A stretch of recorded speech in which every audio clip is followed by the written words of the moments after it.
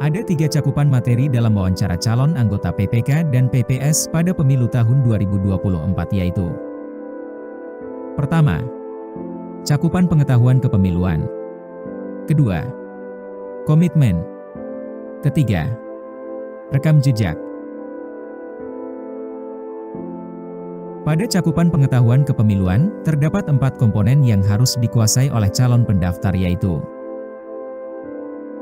pertama, teknis penyelenggaraan pemilu. Kedua, lembaga penyelenggara pemilu. Ketiga, pengetahuan kewilayahan. Dan keempat, administrasi kepemiluan.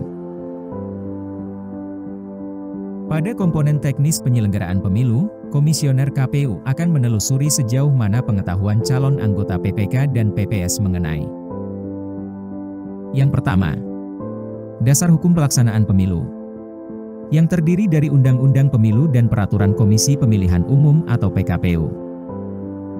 Kedua, hal-hal yang terkait dengan pemungutan dan penghitungan suara serta rekapitulasi penghitungan suara.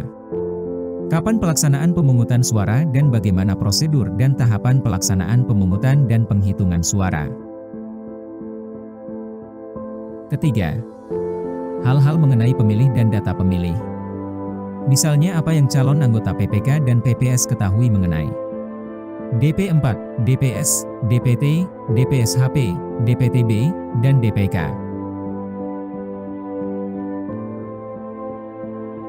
Selanjutnya komponen lembaga penyelenggara pemilu. Adapun materi pada komponen ini adalah: lembaga penyelenggara pemilu itu apa saja yaitu KPU, Bawaslu, dan DKPP. Calon anggota PPK dan PPS wajib mengetahui kelembagaan KPU, Bawaslu, dan DKPP. Misalnya KPU terdiri dari KPU RI, KPU Provinsi, KPU Kabupaten Kota, Panitia Pemilihan Kecamatan, PPK, Panitia Pemungutan Suara, PPS, dan kelompok penyelenggara pemungutan suara, KPPS. Sedangkan Bawaslu terdiri dari Bawaslu RI, Bawaslu Provinsi, Bawaslu Kabupaten Kota, Panwascam, pengawas pemilihan lapangan, dan pengawas TPS. Demikian pula dengan DKPP, para pendaftar harus wajib mengetahui tentang kelembagaan ini.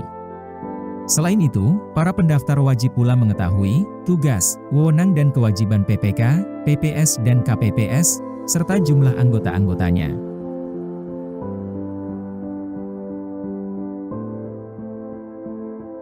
Selanjutnya komponen pengetahuan kewilayahan. Pada komponen pengetahuan kewilayahan ini, calon anggota PPK dan PPS wajib mengetahui seluk-beluk wilayah yang menjadi calon tempat bertugas. Misalnya calon anggota PPK yang berkedudukan di kecamatan harus mengetahui jumlah desa kelurahan dan jumlah pemilih di wilayah kerjanya. Demikian pula dengan calon anggota PPS wajib mengetahui jumlah TPS dan jumlah pemilih yang ada di wilayah kerjanya.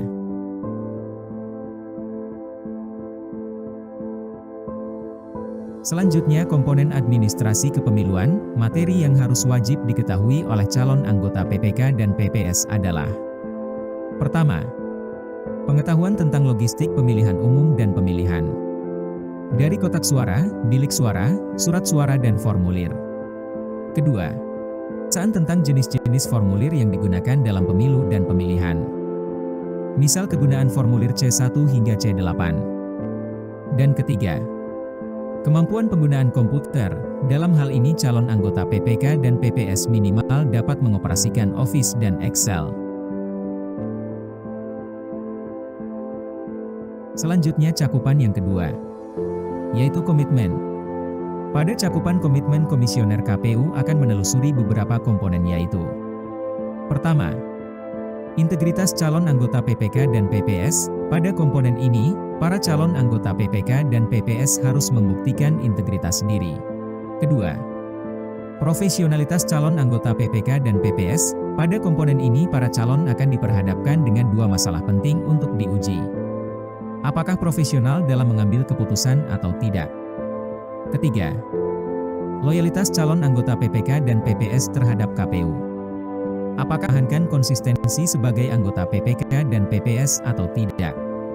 Keempat, visi calon anggota PPK dan PPS. Pada komponen ini para calon akan digali mengenai apa motivasi para calon bergabung dengan KPU.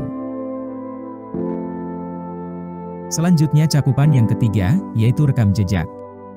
Pada cakupan rekam jejak ini, terdapat 4 komponen yang akan ditelusuri dari calon anggota PPK dan PPS, yaitu: pertama, riwayat pengalaman kepemiluan calon anggota PPK dan PPS. Apakah pernah menjadi penyelenggara baik dalam pemilu maupun pemilihan?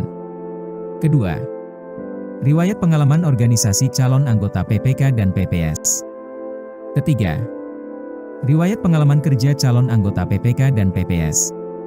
Keempat, riwayat pendidikan calon anggota PPK dan PPS. Demikian penjelasan mengenai materi wawancara pada seleksi PPK dan PPS pada pemilu tahun 2024, dan untuk lebih jelasnya mengenai cakupan serta komponen yang akan dinilai dapat dilihat pada tabel yang ada di hadapan layar pemirsa. Semoga para calon anggota PPK dan PPS yang menyaksikan video ini dapat mudah menyusun konsep untuk bekal pada saat wawancara nantinya. Dan tidak lupa pula saya doakan agar para penonton dapat lulus pada tes wawancara nantinya. Amin.